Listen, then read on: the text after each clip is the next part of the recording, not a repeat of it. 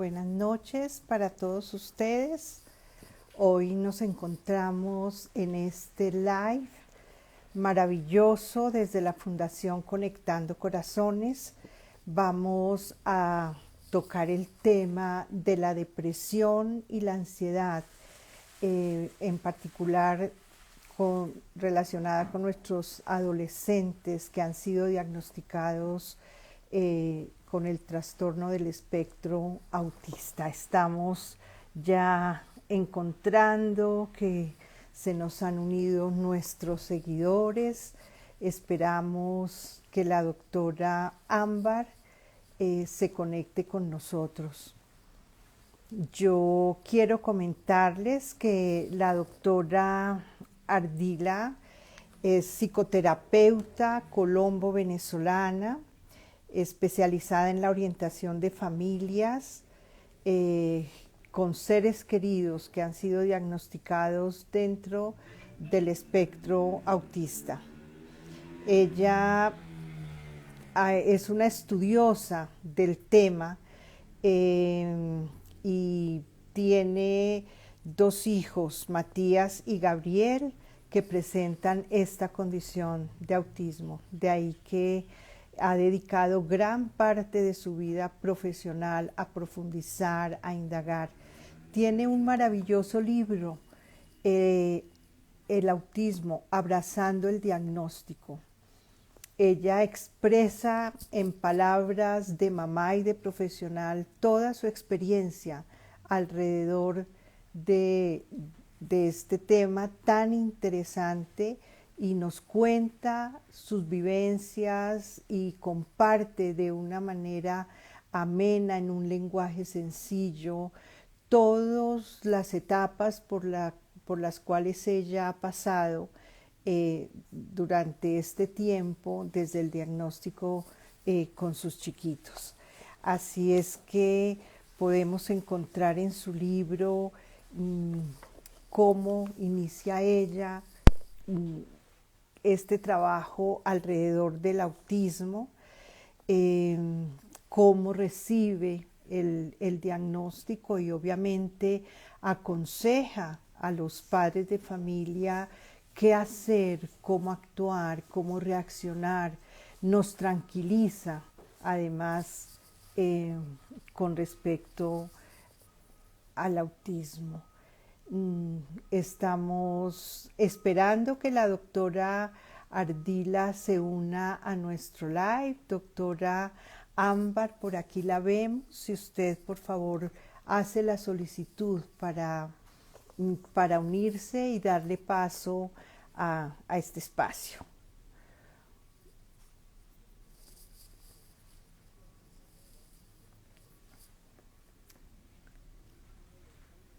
Doctora Ámbar, si usted solicita, por favor, unirse para...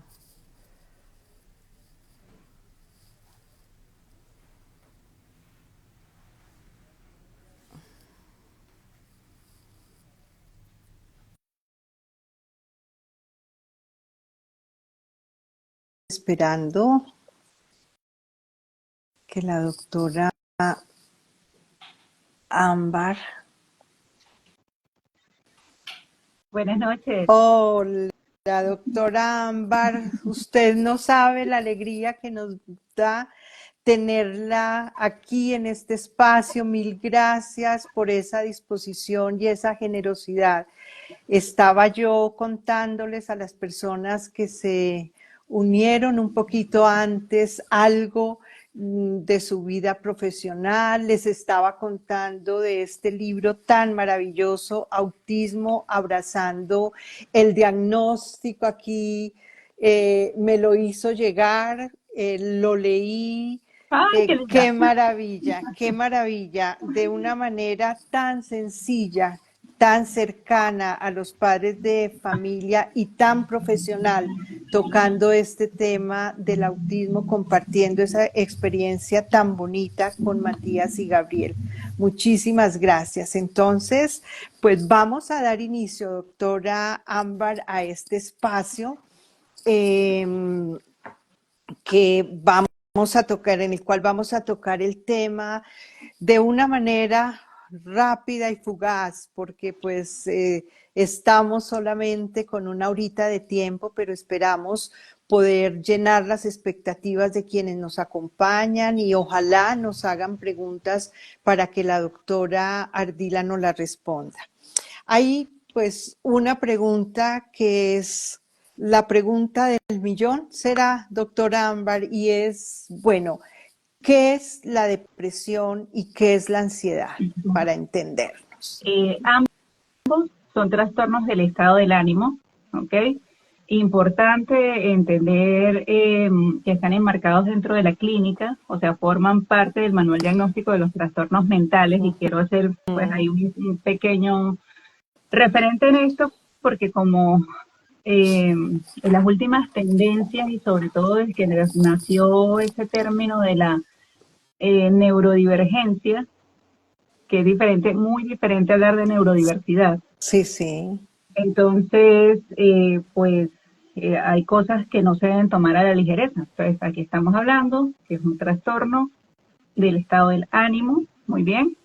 Es un trastorno que puede presentarse solo, que puede presentarse con comorbilidades. Aquí en el tema que nos incluye el día de hoy, estaríamos hablando que esto es una comorbilidad. ¿Qué es una comorbilidad? Cuando yo tengo ya una condición base o una enfermedad o una patología y se adiciona otro cuadro adicional. Muy bien. Entonces eso es importante tomarlo en cuenta. Luz Estela fue muy efectiva en enviarme un esquema de trabajo que sí, súper completo, de verdad que gracias por la dedicación. Porque sí, unas preguntas que de verdad que siento que son bien precisas para trabajarlas la noche de hoy y para poder entender, ¿no? Que cómo estos dos trastornos que muchas veces convergen juntos Sí. y tienen unas notas particulares. No es lo mismo hablar de una depresión que hablar de una ansiedad, ¿ok? O no es lo mismo hablar de una tristeza o de una distimia a un estado de euforia. Claro, ya esas son unas categorías más profundas y complejas, pero sí es importante entender eso. Que entonces, dentro de la sintomatología van a presentar también como cuadros diferentes. Claro, es decir que cuando hablamos de depresión o ansiedad, estamos hablando de trastornos del estado de ánimo. Vamos a detallar un poquito cada uno de ellos, doctora. Entonces, a mí se me ocurre, la depresión no es única y exclusivamente particular a la condición del autismo, ¿verdad?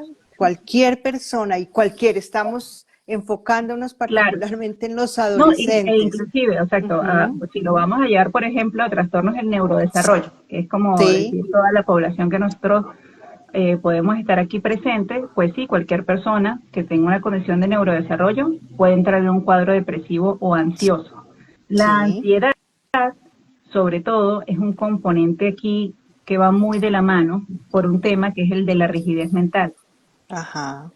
Dentro del espectro, y eso es una constante, que si evidentemente no ayudamos a nuestros hijos a tener herramientas, a comprenderla y a trabajarla, mientras más crezcan, porque es una de las principales cosas que uno ve en consulta, obviamente como que se detona en la adolescencia, pero se puede agudizar mucho en la adultez temprana, es el tema precisamente de la ansiedad. Una persona que es muy rígida, que tiene unos patrones muy determinados, obviamente que la ansiedad y el estrés son dos elementos que están presentes durante toda su vida. O sea, tenemos que entender que no es que, no, es que fue ahorita, es una etapa. No, siempre va a estar allí por la configuración particular que tiene esa persona y porque forma parte de los retos que tiene dentro de ese diagnóstico. Entonces, obviamente, que es algo con lo que siempre vamos a estar lidiando y que lógico, que en función de lo que va a estar sucediendo, hay cosas que nos pueden jugar más en contra. Muy bien. Sí. Pero tener muy presente eso, que parte importante del trabajo de la cotidianidad es generar esos espacios, esas estrategias, el seguir trabajando el tema de poder, no es solamente que yo pueda comunicar una expresión, es que la pueda comprender. Y esas son dos categorías muy diferentes, sin importarnos que mi hijo es no verbal. Sí, pero hay una serie de herramientas por las cuales nosotros podemos trabajar. Mis hijos empezaron a hablar a los 5 años, por ejemplo. Y previo a eso había que generar una serie de estrategias porque en esa casa nos tenemos que comunicar, ¿ya? Sí. Entonces, no generar ese sesgo como que no, es que como él no puede decir, pero precisamente hay otra serie de herramientas y habrá que generar un dialecto, que es una cosa muy importante que debe haber en los hogares. Yo trabajo mucho con mis hijos el tema, yo soy muy expresiva, soy muy refranera, paradójicamente yo soy muy metafórica para hablar, es a lo que me quiero referir, ¿no? Sí. Que esa es una de las grandes dificultades para ellos, pero esa es mi particularidad para hablar. Pero ha sido importante porque me ha permitido expresarles y hacerles entender a ellos una serie de procesos. Y era una forma como graciosa, o sea, plantearme desde el punto de ser graciosa generaba mucha atención, pero generó también mucho desarrollo de esa comprensión. Y bueno, palabras que por ejemplo, tú si eres contemporánea conmigo, si vas a entender esta referencia. ¿Tú te acuerdas quién era Juancho el Lagarto? Que era una Sí. cosita, que era un Sí. cocodrilo que vivía en Sí. los árboles. Sí. Entonces esas lagartijas chiquiticas que caminan en las casas, Por las entonces paredes. eso, Sí. entonces ellos le llaman a esos Juanchos Sí. lagartos. Entonces cuando Sí. se me referimos a Juancho lagarto es que es un animalito es. Y como ese ejemplo te puedo dar 1.000.000. Son cosas en las que nosotros terminamos sustituyendo precisamente la palabra bien articulada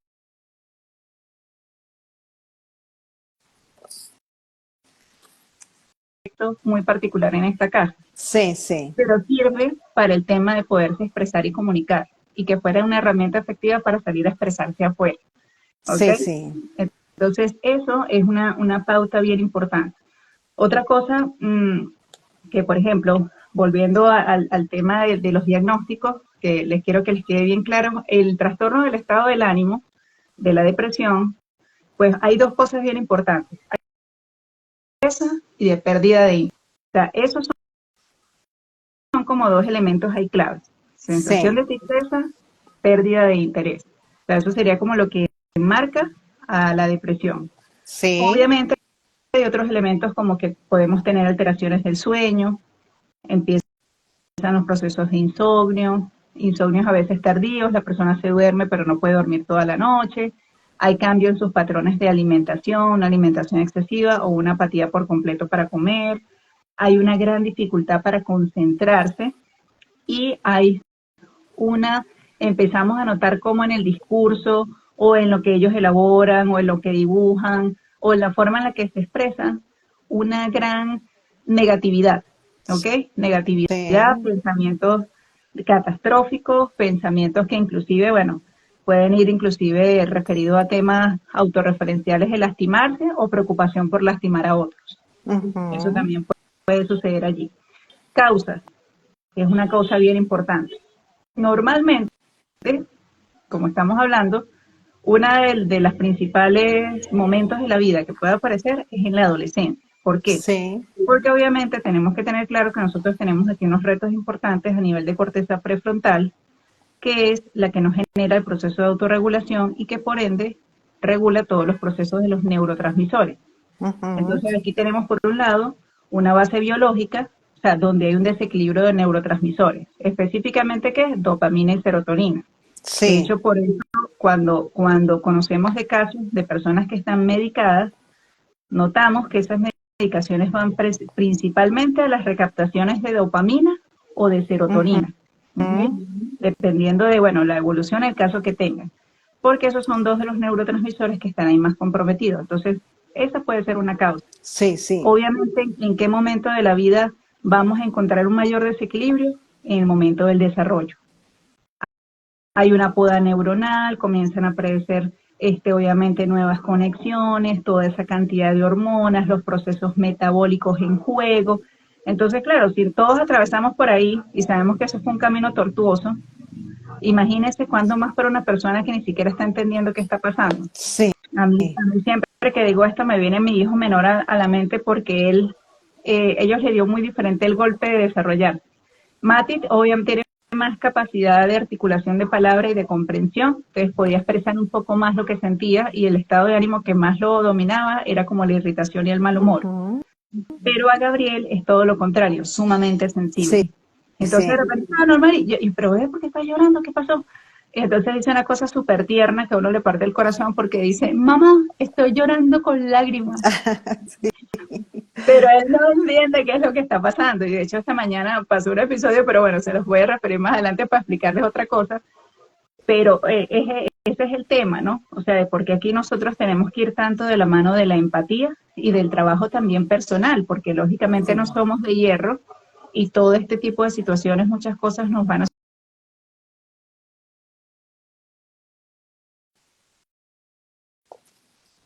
que fue nuestra propia crianza.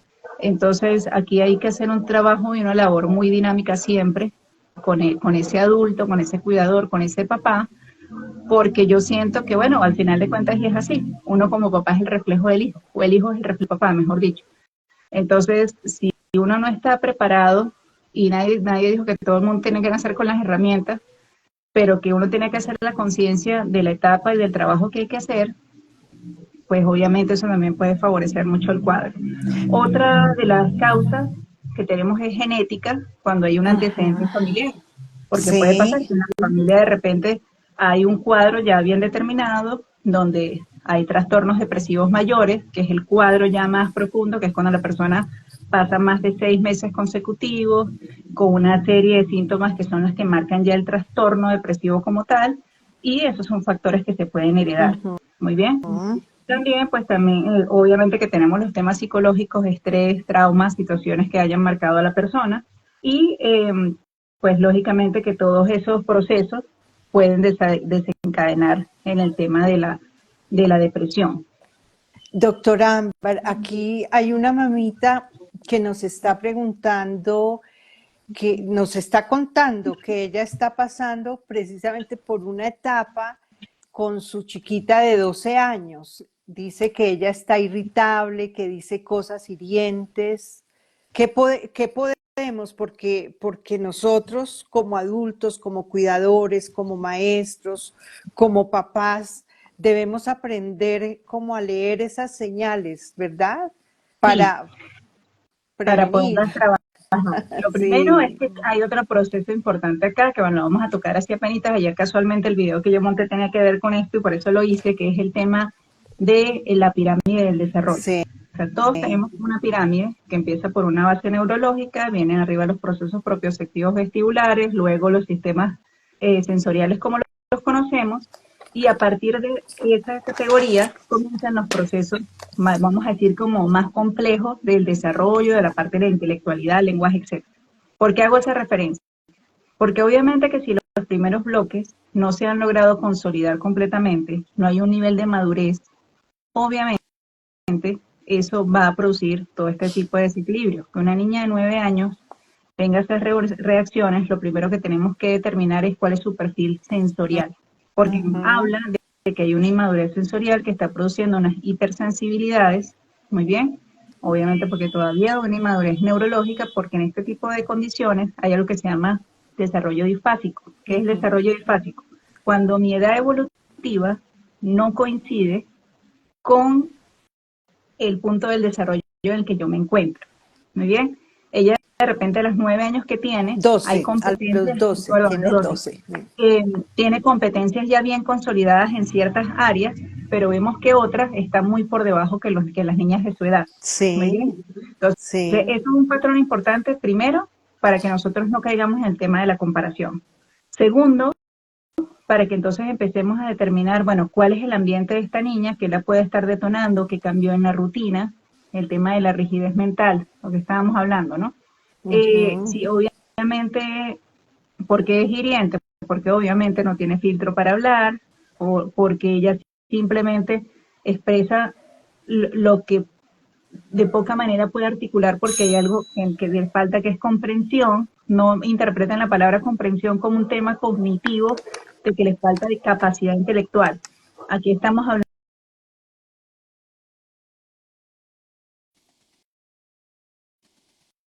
de temas.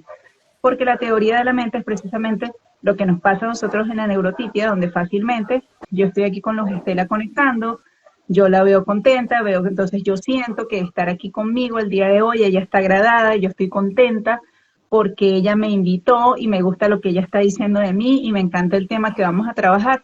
Eso es lo que genera las conexiones, ¿ya? Toda esa Sí, cantidad de elementos. sí. Pero para ellos, todo eso que yo acabo de nombrar implica entrenamiento. Lo que para nosotros es innato y obvio, para ellos no lo es. Entonces, para adelantar uno de los ejemplos, esta mañana me pasó que aquí en mi casa cambió la rutina porque era a las 6 de la mañana, tenía que ir a la reunión de mi hijo mayor del colegio. Nosotros vivimos los tres solitos, entonces yo dije, bueno, aquí va a tocar. Hablé con la profesora del otro colegio, del de Gabriel, y dije, ¿se me permite que Gabriel ingrese a las 8? Porque tengo que ir a un colegio, regresar, pagarle al chofer que vaya y lleve a Mati a clase, terminar de preparar a Gabriel, traerlo acá. Es la única manera de que los dos puedan asistir a clase hoy. Sí, no hay problema. Ok, Sí. bueno, yo me fui a la reunión, tal, no sé qué. Lógico que romper toda la rutina de lo que es realmente aquí la mañana. Matías no hizo problema, él estaba listo. Sí, pues se fue con don Alirio, perfecto. Pero cuando yo subo a terminar de arreglar a Gabriel, Gabriel se tira en llanto desgarrador de decir que él no iba para el colegio. Claro, eran las 8 de la mañana, se va al colegio a las 6:30. No fuimos a Claro. caminar. O sea, yo tengo una serie de rutinas preestablecidas con él antes de llegar al colegio.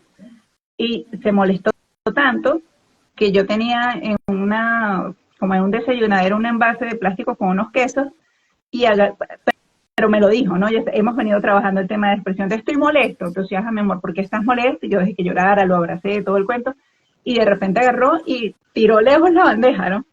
Esos momentos son claves. Yo pude haber perdido la paciencia, haberle gritado, haberme exaltado y que la atención se desviara a lo que no es importante.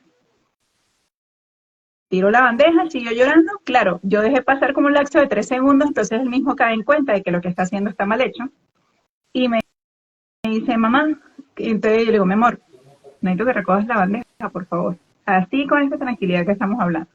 La recogió los quesos, vine, lo senté conmigo, cuéntame qué es lo que está pasando, entonces, ¿por qué no quieres ir al colegio? Entonces, bueno, como que haciendo el recuento de por qué ir al colegio. Ahí le voy a aplicar unos aceites esenciales como para darle tiempo. Me usé otra estrategia que es que le pongo música con unos fondos que son como unos acuarios. Sí, sí. ¿Qué estoy haciendo allí? Rompiendo la perseveración del pensamiento. Ajá. Estoy tratando de llevar su atención a cosas que son de su agrado, que le producen regulación y que estamos bajando la carga de ansiedad. Sí. Hasta que llegó un momento que me dijo, bueno, está bien, vámonos al colegio. Vámonos. Claro. Poco a poco Entonces, va bajando. sí, Tenemos que aprender también a responder y a resolver, y ¿verdad? y a comprender sus tiempos, Ajá. ¿ya? Y entonces, por ejemplo, cuando este tipo de situaciones pasan en el colegio, tenemos que sentarnos con la maestra, bueno, a ver qué está pasando, en qué momento se presentó, por qué se presentó, quiénes estaban presentes, ese día en particular todo estaba dado, cómo está estructurado no solamente la parte pedagógica para ella, sino lo que estamos hablando de la parte sensorial, qué cosas pudiera estar detonando, qué elementos pudiéramos introducir para ella. Entonces, por eso es la importancia de desarrollar los perfiles sensoriales. Eso es una labor que nos hacen muy efectivamente los terapeutas ocupacionales. Muy bien. Se entiende que el orientador escolar debería tener una formación también en esa área porque es la persona que junto con la mamá y con la docente se sientan a desarrollar ese plan de aula que va a estar adaptado a las necesidades de este niño, pero no solamente el tema pedagógico, Claro. es todo lo que implica que si este niño ahorita salirse de clase, que si necesita caminar, que si necesita movimiento, que si necesita unos canceladores de ruido, cuáles son las herramientas que le vamos a dar, por ejemplo, en un momento de expresión donde ya puede ser muy hiriente, y eso es un tema que toca trabajar emociones, obviamente, qué elementos tenemos allí para esa regulación. Entonces, fíjense que son muchas las cosas, ¿no? Los elementos que tienen que estar ahí presentes para cada uno, porque también en esos principales factores, eh, que bueno, que es todo lo que hemos venido nombrando, los Sí. detonantes, el cambio en las rutinas, la falta de anticipación, cuando no se anticipan los procesos, cuando no explicamos por qué algo es importante y nos ponemos simplemente rígidos en el punto de que sí porque sí, no, eso no le sirve a una persona con autismo o una Ajá. persona que tiene rigidez mental. Tenemos que tomarnos el tiempo de explicarle.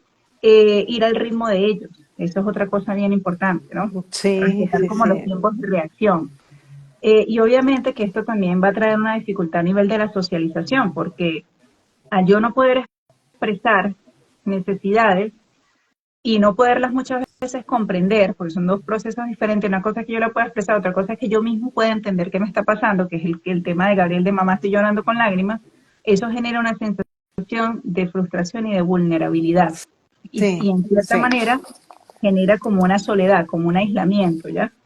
Porque sí, sí. ahí también viene el punto donde yo me siento diferente, Ujú. Cuando, yo me percibo diferente. cuando ellos se aíslan más de lo Más de lo habitual. cotidiano, de lo habitual, Exacto. ajá. Ahí tenemos que empezar a revisar porque sí, sí, una cosa es que él dentro de sus intereses restringidos y dentro de quién es para sus procesos hasta de autorregulación, él genere cierto espacio de distancia. Eso pasa aquí en la casa. Si yo puedo estar aquí con los Sí, dos niños y de repente pasar un día que si yo no promulgo las interacciones, aquí cada uno está en su vida sí, y ellos ni se determinan. sí. Eso puede pasar y es lo normal. Entonces hay ciertas actividades que obviamente yo las diseñé para que sean los espacios que ellos puedan ir, pero que tarde en el cuarto, algo está pasando, porque ni Claro. acostumbra a hacer tareas encerrado en el cuarto, o sea que él haga siempre las tareas en la mesa y de repente yo lo veo sentado en el cuarto, pero ¿qué pasó? ¿Qué estás haciendo? Ujú. A menos de que sea algo de sus intereses, que es que le gusta dibujar caricaturas y cosas así, que eso sí como que le gusta hacerlo en el cuarto, es como su tiempo privado, Sí, pero que está haciendo una cosa diferente, eso hay que preguntar, ¿qué está pasando? Entonces, eso que acabas de decir también es bien importante. Obviamente que otra experiencia aquí, que es muy, que obviamente viviría como con la parte psicológica, que era lo que yo hablaba de, bueno, los momentos de estrés, de trauma, es el proceso de los bullying, ¿ok? sí, sí. Entonces resulta que eso también es un tema de mucha sensibilidad. Yo cuando comienzan los años escolar de los niños, lo primero, yo jamás falto a esa reunión porque yo quiero, apenas termine, sentarme con ese coordinador de grupo, a hablar de quién es mi hijo, de cuáles son esas necesidades que él tiene, cuáles son el abordaje y qué es lo que yo espero de ellos. Porque, por ejemplo, en el caso de Mati es una persona que intelectualmente va muy bien, siempre está en el cuadro de honor, pero tiene una dificultad terrible para hacer amistades. Ujú. De hecho, el año pasado sucedió, y eso es un tipo de bullying, que Claro. mi hijo pase todos los recesos solo, así nadie le esté haciendo nada, le esté pegando, ni se esté metiendo con él, le esté diciendo nada. Ese hecho de esa indiferencia por parte de los otros niños, porque no tienen los mismos intereses, eso es una manera de maltrato. Claro. Entonces, eso le generaba a él mucha tristeza. ¿Qué hice yo? Bueno, mira, para ver cuáles eran las actividades complementarias del colegio, tiene una gran habilidad para la robótica, logramos que ingresara a ese club. ¿Por qué? Porque evidentemente lo que me interesa es que él esté con personas que tengan el mismo El mismo interés, van a interés, hablar sí. el mismo idioma. Sí, No sí. importa que los otros niños dentro de la socialización tienen intereses muy diferentes, pero cuando vamos al club de robótica todos estamos a lo mismo, Exacto. ¿ok? Entonces, esos son espacios también importantes que tenemos que estar revisando Y, constantemente. doctora, y este tema del bullying escolar, digamos, en esta etapa de la adolescencia tan importante, puede estar en los dos extremos, pues en los dos tópicos. En la depresión puede causar depresión y puede causar ansiedad. Bueno, la Sí, claro, ansiedad casi que es, de hecho una te puede llevar a la otra, ¿no? claro, Porque evidentemente ese estrés adicional, esos altos niveles de cortisol, ¿qué pasa con la ansiedad? Que la ansiedad, mientras en el otro estamos perdiendo intereses, ¿ok? Estamos de la mano de la tristeza, aquí estamos en un constante estado de alerta, estamos en un estado de alarma, estamos siempre previniendo, pensando que algo malo nos va a suceder. ¿Ya? Y eso es lo que genera entonces la irritabilidad, la impulsividad, la agresividad, el estar predispuestos, muy bien, y que muchas veces ese mismo estado, además el tema de los condicionamientos operantes, ¿no? El estímulo-respuesta, van pasando cosas, ellos rápidamente se condicionan a responder de una determinada manera, porque esa es la forma en la que ellos tienen para sostenerse en el mundo. sí, De hecho, por eso esa es la gran importancia del tema de las rutinas y los cronogramas. ¿Para qué generamos eso? Para dar estabilidad. Y a medida que ellos van teniendo experiencias en la vida, ellos también pues van generando como una especie de ruta y mapa de mental que en estructura. función de las experiencias les va permitiendo funcionar. Entonces, si todo el tiempo yo me siento bajo amenaza, yo voy a responder bajo amenaza. No voy a verle matices a eso, decir, no, es que me están bromeando, no, es que era una chance. No, es que esta vez no me la voy a tomar así, no, porque la experiencia que yo tuve fue negativa y yo lo que entiendo es que me tengo que defender. Claro. Y frente a tanto es ese estado, pues obviamente una cosa nos va a llevar de la otra, ¿no? Entonces ahí ese es otro tema importante, o sea, el tema de las señales. Cambio en el estado del ánimo, tristeza, apatía. Por otro lado, pues entonces en la ansiedad tenemos lo que es la irritabilidad, que sería el enfado, la agresividad. Entonces, otra cosa que también es importante ver son los cambios en las rutinas, cuando vemos que ellos comienzan a desapegarse de las Ujú, rutinas. Algo está pasando ahí. Eso es una señal. Aquí uno tiene que tener un ojo clínico, ser muy ajá, observador. sí, El más mínimo cambio, no se lo den por sentado como que, ah, no, normal, fue que hoy no le provocó. Ellos no tienen espacio a la espontaneidad. Eso es un constructo que hay que trabajarlo demasiado para que llegue. Puede llegar, ujú, pero en esas primeras etapas no. Entonces, cuando nosotros vemos eso, que hay presencia de un bloqueo emocional también, que de repente cosas que fluían y las podían expresar fácilmente, ahora no, ahí esa es otra señal bien, bien importante que tenemos que estar revisando, ¿no? Nuevamente, lo que estábamos hablando, la sobrecarga sensorial. Cuáles son las condiciones, si realmente para él son amenazantes o son agradables, o estamos utilizando pues todas las estrategias que sean necesarias para poder manejarlo. Ellos ambos llevan canceladores de ruido al colegio. No es que se van desde la casa con los canceladores puestos. Los llevan en el bolso, si en algún momento se necesitan, claro. ellos se los colocan. Claro. ¿Okay? Doctor Ámbar, bueno, aquí nos están haciendo una cantidad de preguntas y nos están compartiendo también sentimientos. Por ejemplo, ¿qué consejo le daría a nuestras mamás que nos dicen, bueno, me siento abrumada, estoy abrumada con esto que está pasando con mi niño, cuando pues adolescente de pronto se pone agresivo, muerde, golpea, se autoagrede? ¿Ahí qué estaría pasando? ¿Qué Bueno, pasaría? primero, ajá, es parte, o sea, es todo, es parte de todo, ¿no? Lo primero es conservar la calma. Lo segundo es separar lo urgente de lo importante. Ayer yo se le decía a una mamá que asesoro, pero este es un caso diferente porque su hija tiene microcefalia, es una adolescente también. Entonces ella me decía que bueno, que ya venían los procesos también de ajustes pedagógicos, pero esta persona está en Estados Unidos y entonces que bueno, que ella realmente pues no veía avances, más avances en la parte pedagógica. Le digo yo, ok, pero tú ves retrocesos. No, no, no, doctora, todo lo que usted y yo hemos venido trabajando ya se ha mantenido, ya tal. Esos son los avances de la nena. Sí, sí. El no perder lo que se ha hecho hasta ahora y que no retroceda. Entonces, ¿a qué voy con ese tema?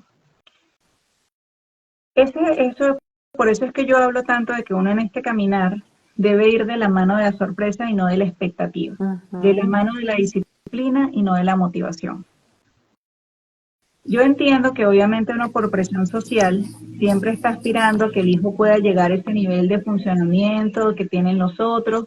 Ninguna mamá está esperando que el hijo se le cure, no es un tema de que se vuelva normal, porque la gente que no vive esta experiencia como la vivimos nosotros, desde afuera puede interpretar eso, ¿no? Realmente no, es que para uno como mamá es muy duro ver al hijo sufrir por una serie de circunstancias y por eso pues uno está tratando de prepararlo lo mejor que se puede. Pero tenemos que entender que acá, cada vez, en cada etapa es como empezar desde cero. Esto es yo tengo un primo que se molesta mucho cuando yo uso este término con los niños, pero es que a mí me parece que es el adecuado. Es como una caja de Pandora. O sea, que cada día que tú te levantas, esto es una nueva aventura. Tú no sabes por dónde van a venir los tiros, si el día va a ser bueno, más o menos bueno, no lo sabemos. Sí, Y eso yo lo aprendí a la mala porque yo muchas veces, sobre todo cuando estaban ellos muy chiquitines, había cosas que yo decía, bueno, ya superamos esta etapa, ya logramos, y de repente digo un día así como que, pero ¿qué pasa? Los niños me los cambiaron, ¿qué es esto? Entonces, entrar en la adolescencia es un empezar desde cero a todo nivel, cosas que nos servían ya no van a funcionar. Entonces, lo primero que necesitamos rescatar en ese hogar es la paz y la serenidad. Que si no pudo avanzar más en procesos pedagógicos, que si su rendimiento cambió, eso ahorita no es lo importante. Lo verdaderamente importante es que volvamos o sea, que en este momento nuestro hijo lo que está demarcando es que necesita estrategias para empezar a trabajar, o sea, a empezar a poder él automanejarse en toda esa complejidad que le está regalando el seguir evolucionando y creciendo. ¿Qué es lo primero? Los entornos predecibles. Hoy la maestra de Matías está en 9º grado, hacía ese comentario que decía que ella no era partidaria de que ya porque los niños estaban tan grandes, pues estamos hablando de jóvenes de 15 y 16 años, Sí. como que uno los dejara sueltos con el tema de que no, ya usted es grande, ya usted tiene que saber. Tiene toda la razón. ¿Por qué? Algo que no hemos conversado hasta ahora. El tema de las funciones ejecutivas. Ajá. La capacidad de organizar, de ejecutar y de planificar. Si estamos hablando que uno de los grandes retos de la adolescencia es la poda neuronal, pues obviamente los muchachos en esta edad se vuelven a poner en cierta manera como cuando estaban niños, cuando más estructura necesitan, cuando más seguimiento, cuando necesitan más de los procesos dinámicos de que uno esté ahí presente. Entonces, ¿qué es lo primero que necesitamos volver a trabajar con nuestro hijo o hija en esta etapa? Lo que comenta la mamita. Espacios predecibles. Volver a revisar todas esas rutinas, todos esos cronogramas, para ver en estos momentos qué nos funciona y qué no. ¿Qué vamos a sacar? ¿Con qué nos vamos a quedar? ¿Qué es ese espacio nuevo que vamos a incorporar? Hacer ajustes. Sí, exactamente, hacer ajustes. Yo entiendo porque a uno le pasa, y a mí a veces yo me doy cuenta y digo, Dios mío, no puede ser, yo me estoy volviendo más rígida que Matías y Gabriel. Me he dado cuenta de eso más de una vez, claro, porque en el tema de mantener estas estructuras, a veces yo misma me doy cuenta que caigo en unos niveles de rigidez que yo, pero ¿por qué me estoy comportando así? Yo, claro, es parte de todo. Pero entender que uno como el adulto, uno sí tiene que estar todo el tiempo pensando por fuera de la caja y ser muy flexible y ser muy adaptativo. Muy bien. Entonces lo primero es eso, o sea, generar entornos predecibles, entornos seguros y entornos que de repente ahorita vamos a tener que bajar mucho de carga académica, de ciertas cosas que lo presionan para darle más paso a espacios de recreación, de ocio, de esparcimiento, sus tiempos que él necesita, darle un poco más el espacio a los intereses. ¿Por qué? Porque él no puede con todo. Una de las grandes dificultades de la desintegración sensorial es que a diferencia de nosotros, que tenemos la capacidad de innatamente filtrar estímulos, o sea, lo que a nosotros no nos interesa en este instante, nuestra mente lo obvia. Así de sencillo. Sí. Pero ellos no, o sea, ellos están ahí haciendo un esfuerzo consciente de concentrar, o sea, de seleccionar un estímulo de todo eso a lo que estamos expuestos, porque en ese es lo que en la circunstancia le dice que se tiene que enfocar. Y si aparte de eso, entonces resulta que tenemos el temita de los neurotransmisores haciendo fiesta, ¿ya? Claro. Entonces, por eso es tan importante que otra vez volvamos a revisar todos esos espacios para que puedan ser predecibles. Las técnicas de regulación obviamente varían mucho en función de quién es nuestro hijo, ¿no? De sus capacidades, de sus habilidades, de lo que le gusta, de lo que no le gusta. Obviamente allí pues entran en juego muchos procesos, ¿no? Cosas que tienen que ver, obviamente, el tema de la estrategia, del apoyo de la terapia psicológica, una terapia que es más como cognitiva, donde precisamente uno lo que está con el joven es enseñándole eso, a cómo poder interpretar, identificar esos pensamientos o esos procesos que le generan ansiedad para poderlos trabajar. Aquí en este proceso que también es muy importante, la laborterapia, ¿ok? La laborterapia son las actividades complementarias, el arte, la música, qué sé yo, la danza, la culinaria, cada quien tiene que buscar su espacio. Mati siempre ha tenido muy buen oído y de hecho en esta etapa fue que yo comencé a incorporarlo en el tema de la flauta y ahora actualmente él toca flauta y clarinete. Muy bien. Entonces fue un espacio que se hizo porque precisamente yo me daba cuenta que necesitábamos espacios diferentes a la escolaridad. El tema de que, bueno, lo que hoy se conoce muy en tendencia que se llama mindfulness, que bueno, son estos espacios de relajación. Para eso hay muchas herramientas que no tienen que ser tan elaboradas. Yo, por ejemplo, con Matías sí podía, nos acostábamos los dos, usábamos unas meditaciones guiadas, que eran chiquitas como de 5 minutos, poníamos la música, entonces yo le decía, mira, sencillamente vamos a escuchar lo que dice la señora ahí. Pero obviamente eso iba generando como una frecuencia, ¿no? Lo usábamos como unas determinadas horas del día, porque eso es importante. Eso que nosotros llamamos generar válvulas de estrés, ¿ok? Que son esas cosas que cada quien hace a determinadas horas del día porque dices, ay, que estoy muy estresado, voy a ponerme a ver redes sociales, que estoy muy estresado, me voy a ver la novela. A ellos también tenemos que generarle esos bloques dentro de esa nueva estructura. Muy bien. Entonces, por ejemplo, a que le encantaba algunas estrategias de respiración. Es complejo sentarnos con ellos a respira, mantén, exhala. Tiene que haber una herramienta de por medio que nos sirva para eso. Para eso hay muchas cosas. Las burbujas, grandes aliados. Sí. Una pluma.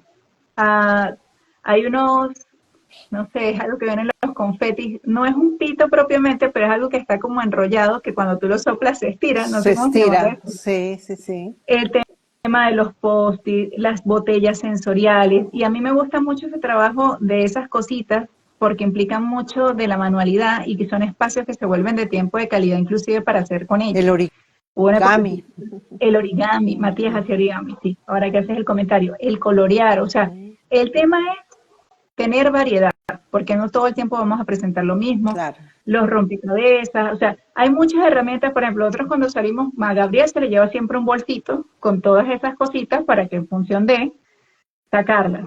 Una herramienta que a mí particularmente me ha servido durante años y siempre la recomiendo a mis pacientes es la aromaterapia, el tema de los aceites esenciales. Es muy efectiva porque el principio de eso es muy rápido, o sea, es un aroma que ingresa por los senos paranasales, llega al bulbo raquídeo y obviamente eso va a traer efectos sobre el sistema límbico. Muy bien. Sí. El sistema límbico es el que controla las emociones. Entonces, por ejemplo, con Gabriel, que Gabriel aparte de su autismo, tiene déficit de atención con hiperactividad, se utiliza con él es un blend. Eso es una mezcla de diferentes aceites. ¿Ok? Entonces es una fórmula que es mucho más concentrada, mucho más efectiva, que la aplicamos 3 veces al día. Porque él todavía, o sea, lo que sigue demarcando más es el tema de la impulsividad y la irritabilidad. Con Mati, la mezcla que se le aplicaba, y todavía se le aplica, pero de vez en cuando, era una mezcla que tenía más, o sea, era algo que le subía más bien como el estado del ánimo. Tiene un efecto diferente. ¿Ok? Entonces, bueno, hay marcas muy buenas para eso, una es doTERRA, otra es, que es la que a mí me gusta mucho, que es la que utilizo, en Colombia de hecho no es difícil de conseguir, se llama JUST, J-U-S-T, es una casa suiza. Bueno, tiene cualquier cantidad de aceites esenciales y los blend, que son estas mezclas, Sí, esta sí. que usa Gabriel se llama antiestrés, se llama esa mezcla de los 15 aceites. Y la que usaba Mati se llama Harmony, que solamente tiene 3. Pero son cosas bien efectivas que si uno las aplica con regularidad, aquí, claro, en estos países casi no tenemos la oportunidad de tener bañeras, porque otra cosa que también ayuda mucho son las sales de Epsom, Sí, pero esos son baños de sí, inmersión, sí. muy bien, que también es otra cosita así que nosotros podemos tener ahí. Otra cosa también muy importante es el deporte. El deporte es fundamental y cuando me refiero a deporte es a ejercicio. O sea, no estoy hablando ni siquiera específicamente de que tenemos que inscribirlo en un deporte como tal, pero es muy importante porque el ejercicio nos permite bajar niveles de cortisol y liberar endorfinas en Claro. el cuerpo. Si se liberan endorfinas, las endorfinas también están íntimamente relacionadas con el tema de la serotonina y la dopamina, nos generan bienestar. O sea, la endorfina en el cuerpo lo que genera es como un estado de equilibrio, ¿ya? Baja los niveles de ansiedad y de estrés. Lo que cada niño puede hacer, lo que cada joven puede hacer, si puede nadar, nada, si es caminar, si es que le gusta es ponerse a mirar videos de ejercicios o de música y bailar, volvemos a lo mismo. O sea, es un tema de creatividad, de mirar cuáles son los intereses de esta persona, pero es que es diariamente. De hecho, como les comentaba, Gabriel, como el tema de la hiperactividad se aceleró demasiado con el desarrollo, ¿cuál es la rutina que tengo yo aquí en la mañana con él? Mati lo busca el transporte a las 5:15 de la mañana. Cuando Mati se va, yo visto a Gabriel, nos vamos a caminar media hora y Gabriel sale de aquí, mira, pero como si lo fueran persiguiendo, yo no puedo casi que ni alcanzar. Y esa acelere le dura como 10 minutos. Bueno, yo ahí casi a media cuadra atrás de él, voy a ver dónde va. Pero esa caminata, esa primera caminata del día, llegar, bañarlo, bueno, ok, ahora sí desayuna, tal, el colegio nos queda muy cerquita, apenas a cuadra y media. Entonces, claro, a mí me da el tiempo justo de hacer toda esa rutina para llegar al colegio, pero es fundamental porque permite que llegue regulado a la jornada. Aparte que va con el aceite, aparte que va con las suplementaciones que se Claro. le colocan. Entonces, bueno, entonces fíjense cuántos ajustes y cositas que hay que hacer. El tema farmacológico, porque Ajá. obviamente ese es un tema aquí que muchas veces se utiliza. Tema farmacológico en función nuevamente de las comorbilidades que presenta esta persona, si está muy comprometida en el área neurológica. Hay personas que requieren de repente de tomar algún anticonvulsivo, entonces obviamente tiene que tener su neurólogo que lo esté allí tratando. El tema de lo que tiene que ver con los trastornos del estado de ánimo, que es lo que estamos conversando hoy, normalmente se canaliza a través del psiquiatra. Muy Sí. bien. Eh, Decir que está bien o que esté mal medicar, yo pienso que, bueno, hay que mirar las características de cada caso.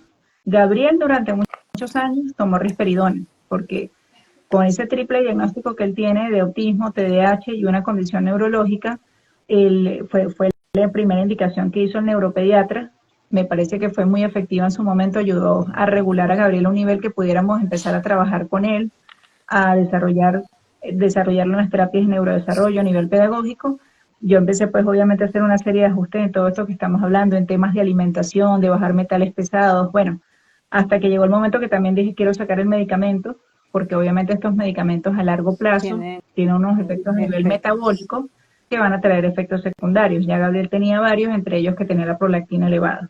Ujú. Y duré más o menos como 8 meses haciendo esa transición de pasar de la risperidona a unas suplementaciones que él toma, que han sido muy efectivas y son las que estamos manteniendo.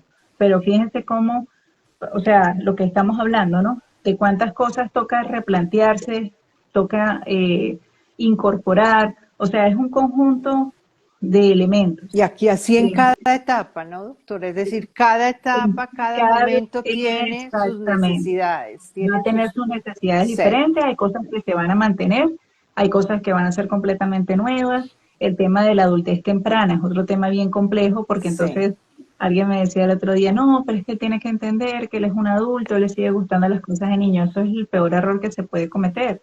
Uno tiene que entender que ya cuando estas personas pues llegan a la adolescencia, porque uno, bueno, ¿qué puedo hacer yo como papá, no? Desde casa. Y hay muchas cosas, o sea, uno incorporarlo en la cotidianidad del hogar, que él realmente se sienta de que tiene obligaciones, que tiene responsabilidades en casa, eso es sumamente importante, porque seguir trabajando temas de autonomía, de Sí, prepararlos para la vida, o sea, por ejemplo, Gabriel es una persona que, bueno, que hemos hecho mucho énfasis en seguir consolidando procesos que tienen que ver con el manejo de una tríada, que todos se tienen que consolidar, que es alimentación, sueño e higiene personal. Eso es la base que hay que sí. trabajar. Y son tres elementos importantes a tomar en cuenta en esto de las rutinas, en los detonantes, en las cosas que se desregularon, qué está pasando con la alimentación, qué está pasando con el sueño, qué está pasando con la etapa de la higiene personal. Muy bien. Mati ha ganado muchas más competencias, entonces, bueno, aquí en la casa es como el que lidera con respecto a ciertas responsabilidades. Siempre tengo unos ángeles que me tocan alrededor, entonces donde vivo, en el otro edificio que vivíamos, justo al lado había una panadería.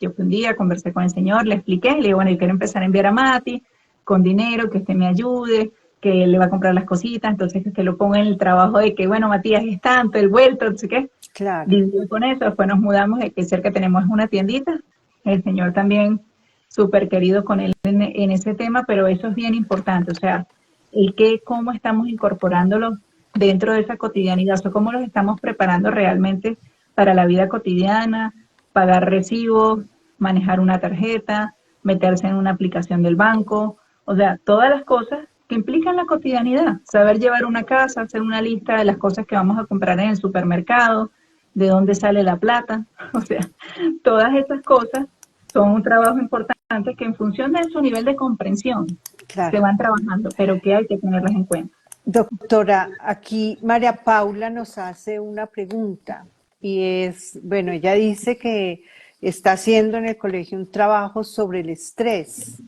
y Ujú. cómo afecta, pues, el estrés, este tema de, si se presenta este tema de ansiedad o depresión cuando ellos están enfrentando a las evaluaciones académicas. Usted ya nos había tocado un tema que pues si hay que bajarle un poco al ritmo, hacer los ajustes, Y ¿cómo hay que hacer, manejarlo?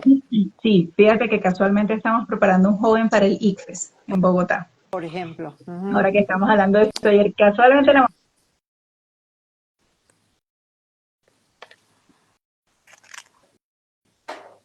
¿Me ven? Hola. Aló, Perdón. sí, sí, sí, Sí, parecía. se te... Que les decía que ahí que estamos trabajando, o sea que es muy importante el tema de las anticipaciones. Todo hay que anticiparlo y anticipar procesos y desarrollarlos implica subdividir tareas. Eso es fundamental acá. Vemos la complejidad del asunto, subdividimos todas las veces que se tenga que subdividir hasta que no concretamos, consolidamos etapa 1, no pasamos a la etapa 2. ¿Por qué se hace eso? Primero porque es mucha menos información, es menos abrumadora y también porque es más motivacional. Que yo vea que logré algo, entonces, ya esta no me cuesta. Ok, chévere, la logré, ahora voy al reto. De eso se trata. ¿Y qué es lo que hacemos con respecto a las evaluaciones? Nuevamente, perfil sensorial. ¿Cuáles son las capacidades de esta persona? ¿Dónde están sus habilidades? ¿Dónde están las falencias?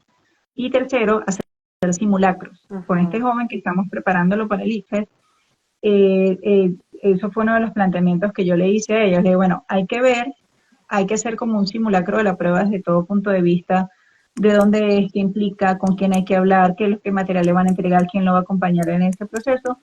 Hay que hacer como una especie de pruebas porque eso nos permitiría ver también las falencias académicas que él tiene para ver entonces en qué nos vamos a poner a trabajar más, aunque eso ya lo venimos trabajando desde las vacaciones. Ciertas áreas como matemática, semántica, ya en ese proceso habíamos arrancado y aquí estamos hablando más de la dinámica del momento, o sea, Sí, el engranaje. Entonces, eso es muy importante, o sea, los simulacros. Porque el simulacro, ¿qué es? Es una práctica, ¿ok? Entonces, el practicar evaluaciones. Por ejemplo, Gabriel, uno puede agarrar y entregarle una hoja de un examen. Él no va a contestar nada o puede sencillamente agarrar y rayar por completo la hoja. Pero si yo voy y le digo, Gabriel, me da examen de ciencias naturales. Dime, por favor, cuáles son, dime 3 tipos de seres vivos. Él te lo va a responder. Y muy probablemente todas las preguntas que tú le hagas del examen, él los va a poder responder. Ahí estás demostrando conocimiento. Que para él poder escribir, tú tienes que decirle, ok, Gabriel, dijiste vaca, sapo y gato. Por favor, en esta línea, necesito que me escribas vaca, sapo y gato. Y si él desea orientas, va a escribir vaca, sapo y gato. Pero yo no lo puedo penalizar porque todavía su comprensión no le da para poder leer un enunciado y contestarlo, porque eso es comprensión lectora también. Ojo, que eso es otro tema que no lo tocamos. Y era una de las preguntas que tú me hiciste y me pareció muy interesante. ¿Qué instrumentos psicológicos podamos utilizar para manejar, para sí, poderlas diagnosticar? sí. Ahí hay un problema. Sí, hay muchísimos inventarios de depresión y de ansiedad, pero volvemos al tema. Pasar una prueba de esas, y si uno no es especialista en autismo, ¿qué es lo que uno va a hacer? Va a penalizar el sujeto a la prueba. Sí, Porque si yo no tengo la capacidad de poder conectar con la persona en función de la semántica, de su nivel de comprensión, de poder explicar bien cada uno de esos ítems, esa prueba va a arrojar un resultado que no es real. Entonces a mí siempre me ha parecido más importante que es el tema de los diagnósticos diferenciales también, que es cuando uno comienza a hacer una anamnesis muy completa de la clínica de la persona, de su evolución, de ver dónde comenzaron los quiebres, porque eso brinda mucha más información. Eso sí nos permite ver con más claridad quién es esa persona en su entorno. claro. ¿Ok? Porque sí, o sea, sí, ¿cómo no? Yo puedo agarrar una escala, ¿no? La persona tiene un nivel de comunicación, interacción y comprensión y un coeficiente intelectual que lo permite. Pero si yo agarro eso, pasársela como cualquier otro cristiano, eso Claro. no es algo que realmente yo pueda evidenciarlo. El otro tema es que porque a veces también es difícil ver el cuadro de la depresión y la ansiedad, porque los síntomas se superponen, ¿ok? Sí, O sea, no, porque es que la gente que tiene autismo es rígida, es irritable, tiene trastornos del sueño, de repente puede tener cambios emocionales donde tiene unas explosiones que no son congruentes con lo que está pasando. Todo eso forma parte del cuadro, ¿cómo nos íbamos a dar cuenta? ¿Dónde nos damos cuenta? ¿Dónde está la clave? Por eso es que es tan importante el ojo clínico y ser tan observadores. Una cosa es que la persona cumpla criterios diagnósticos, pero y es el tema de que las comorbilidades también no van solamente referidas a los trastornos del estado de ánimo, sino también a los fisiológicos. Sí. Una persona que está desregulada a nivel intestinal, que tenga pues cualquier condición o patología, otra discapacidad, una discapacidad física, por nombrar cualquier cosa, lógicamente que todo eso exacerba los síntomas. Ahí es donde nos damos cuenta de que está pasando algo más. Porque mi hijo Sí. siempre presentaba esto, pero el problema es que Ujú. ahora presenta todo esto magnificado. Claro. Están mucho más altos los síntomas. Ahí nos estamos dando cuenta de que algo está pasando diferente. Entonces, ahí es cuando empezamos a examinar en mucho detalle, es que nos podemos dar cuenta que entonces sí hay un proceso del estado de ánimo, ¿ok? Y sobre todo tomando como base eso que yo nombré al Sí. principio, el tema biológico. Sí, sí. O sea, que obviamente por ítem del desarrollo, la persona presenta unos cambios neurológicos, metabólicos y de neurotransmisores que afectan considerablemente el tema de la interocepción.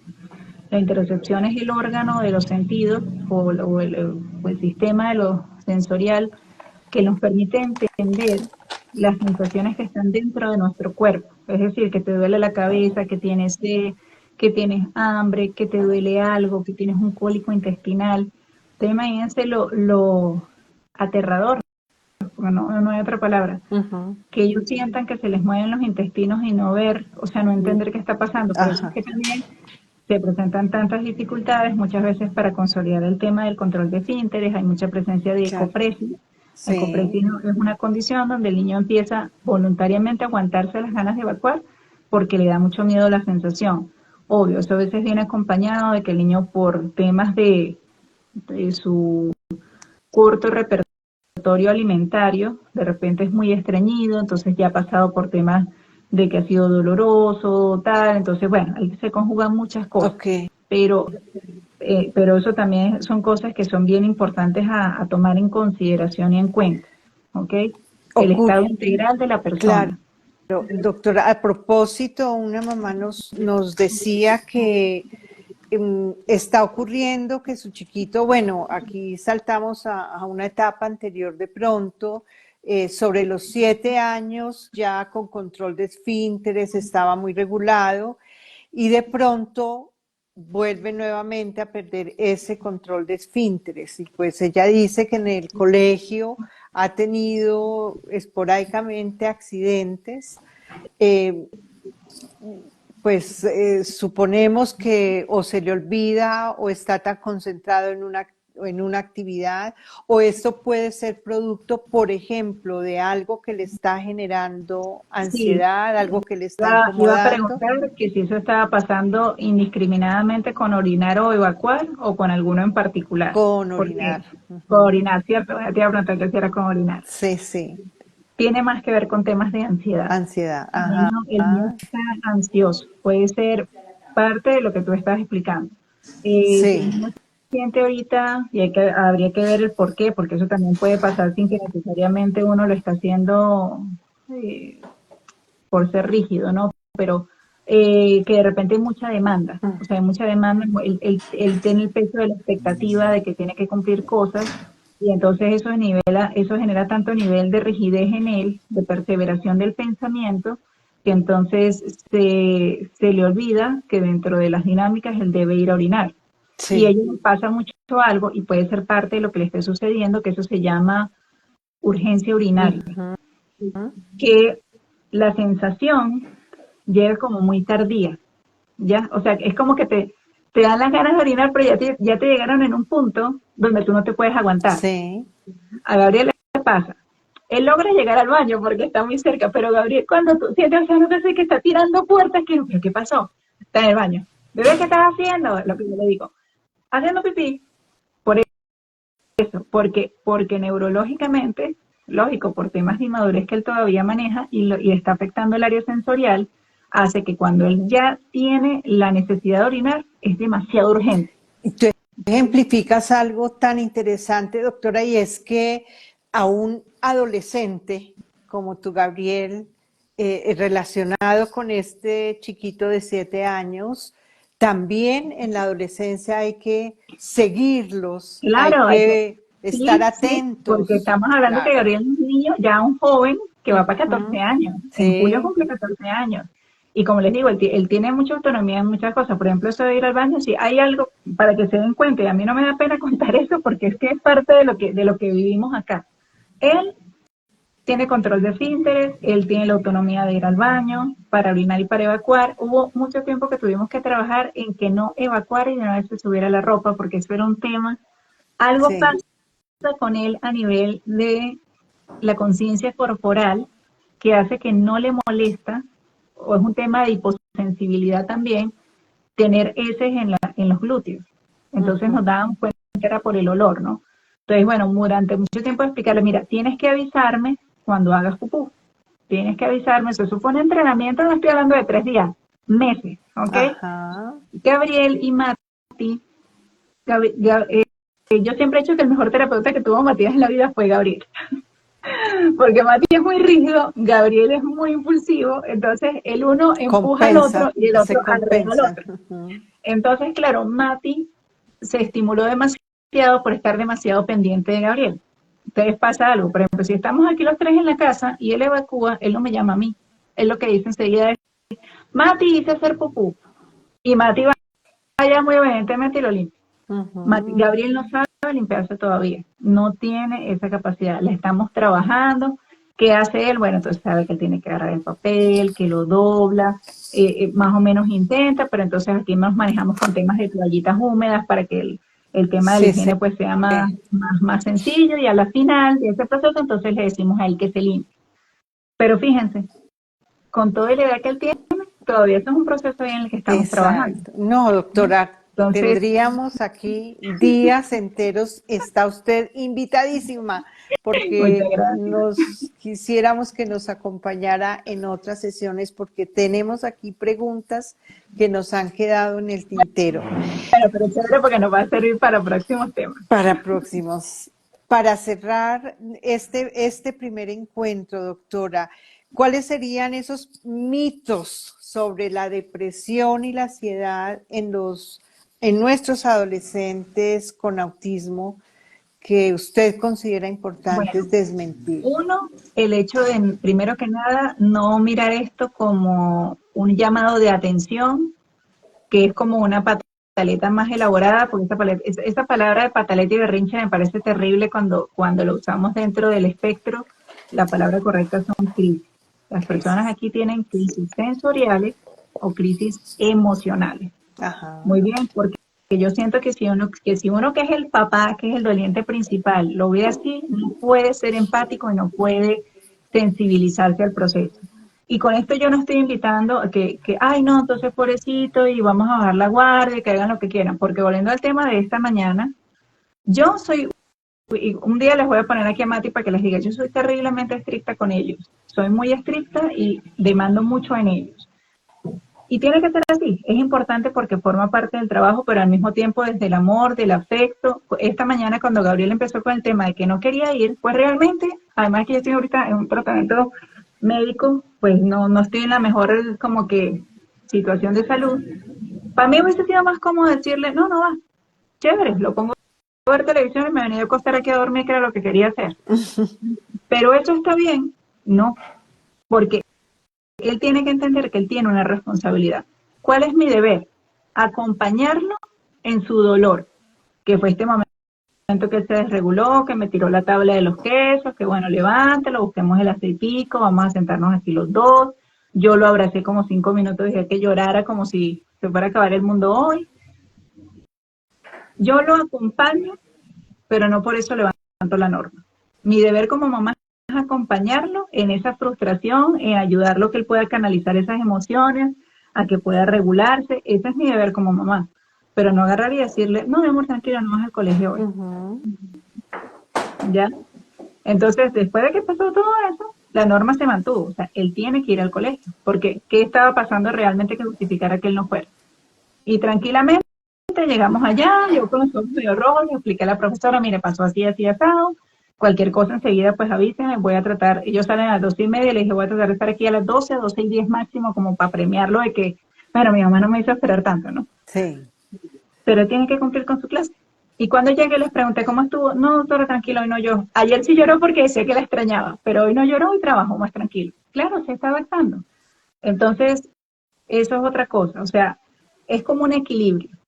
Y ser empático, que soy empático, que tengo que entender, que tengo que respetar sus gustos, que tengo que respetar sus tiempos, que tengo que respetar sus intereses, pero cosas que ya están establecidas, mi deber como papá, como facilitador de proceso es acompañarlo, porque es que precisamente en ese acompañamiento que te permito, que tú te frustres, que tú te expreses, que hagas todo eso, pero que entiendas que es muy válido sentir y expresar, pero eso no te exime de responsabilidades. Es como ese ítem de la ley que dice que el desconocimiento de la norma no te, ¿cómo es que dice? Si el desconocimiento de la norma no te exime de la responsabilidad de la misma. De que, ay, de no, pero es que yo cumplir. sé que por aquí no se puede caminar, sí, pero de malas, o sea, esto está estipulado en la Constitución y Claro. se está enterando hoy, pero aquí también tiene la multa. Esto también implica un poquito de eso. Muy bien. Comprensión, acompañamiento, empatía Y y firmeza. Y firmeza, esa es la palabra más apropiada, firmeza. Esto no se trata de ser agresivo, Sí. de ver quién grita más, porque el tema de los condicionamientos. Con eso hay que tener muchísimo cuidado, porque esta sí se las doy para cerrar, pasó hace unos 15 días, yo estaba pasando todas mis consultas virtuales, entonces hay días que yo me organizo cuando ellos están acá, uno se pone en mi cuarto, el otro se va para la sala, y a veces yo me meto en el cuarto de ellos a atender los pacientes. Él tiene unas normas para ver televisión en cuanto al volumen y programa, no la cumplió. Yo, porque estaba con un paciente, mando a Mati a hacer lo que hacemos en ese momento, y veo salir a Mati aterrado del cuarto, el otro gritando, y cuando vengo a ver, era que él de la rabia, pero, y esto es parte de estos procesos que estamos hablando de la adolescencia, se mordió él mismo, al punto que se marcó todos los dientes. Pero eso no fue lo peor fue que él se vino detrás de Mati a pegarle, yo quito a Matías y a quien le pegó fue a mí. Una fuerza grandísima que tiene, que me agarró de refilón, casi me tumba y me pegó hasta en la cara. Entonces, claro, yo en este momento sí, aquí sí me tengo que poner pasada de firme, ¿no? Entonces yo le hablé muy fuerte y él se asustó. ¿Por qué se asusta? Porque aquí yo nunca subo la voz. Aquí pase lo que pase, yo trato de mantener este tono de voz. Entonces, claro, que pase eso sí es un distractor de inmediato, porque si él estuviera acostumbrado que yo todo el tiempo lo trato con gritos, no es efectivo.